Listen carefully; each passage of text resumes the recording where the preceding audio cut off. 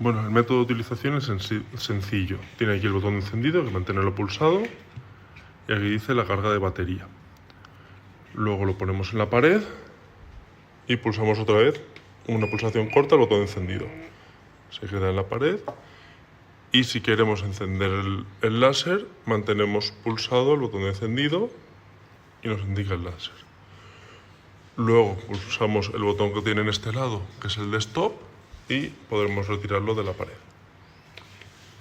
fácilmente.